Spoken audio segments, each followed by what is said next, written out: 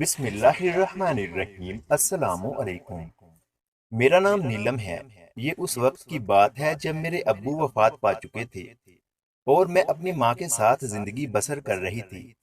मेरी माँ हमेशा परेशान रहती थी।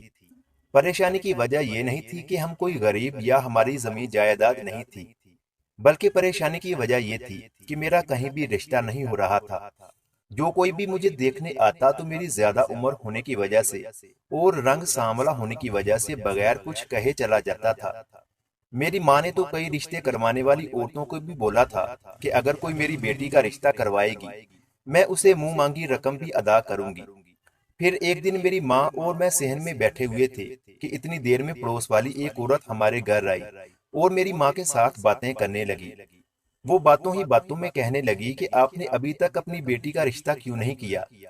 फिर मेरी माँ ने उसे हकीकत बताई कि जो कोई भी हमारे घर रिश्ता देखने आता है, वो मेरी बेटी की उम्र ज्यादा होने की वजह से और रंग सांवला होने की वजह से हमारे साथ रिश्ता नहीं करता। इसलिए हम बहुत परेशान रहते हैं।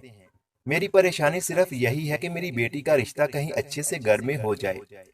हमसाई औरत कहने लगी कि परेशान होने की जरूरत नहीं है।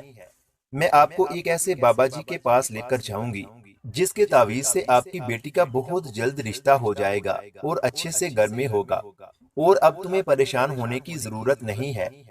हम 2-3 दिन बाद उस पीर बाबा के पास जाएंगे। 2-3 दिन गुजरने के बाद वो औरत दोबारा हमारे घर आई और हमें उस बाबा जी के पास ले जाने लगी। काफी ज्यादा सफर करने के बाद हम उस जगह पर पहुंच गए जहां पर बाबा जी बैठे हुए थे। वहां पर जब गए तो देखा कि वो शख्स कोई और नहीं बल्कि मेरे चचा थे, जो बाबा बनकर बैठे हुए थे। मेरी माँ की नजर अभी मेरे चचा पर नहीं पड़ी थी, क्योंकि मेरी माँ अभी अपने ध्यान से सीधा जा रही थी।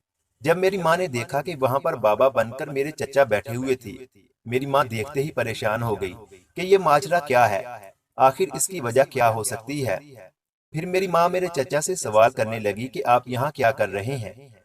चचा बताने लगे कि तुम्हारी बेटी के रिश्ते की जो वजह है वो मैं हूँ। इसका रिश्ता मैंने ही नहीं होने दिया। मैं चाहता हूँ कि इसका रिश्ता मेरे बेटे के साथ हो। मेरे चचा का एक बेटा था और वो मजदूर था। उसका रिश्ता भी कहीं नहीं हो रहा था। इसलिए मेरे चचा नहीं चाहते थे कि मेरा रिश्ता भी किसी अच्छे घर में हो। वो चाहते थे कि मेरा रिश्ता उनके बेटे के साथ हो।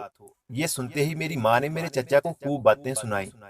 कुछ देर गुजरने के बाद मेरा चचा मेरी माँ से माफी मांगने लगा, आंसू बहाने लगा कि अपनी बेटी का रिश्ता मेरे बेटे से कर दो।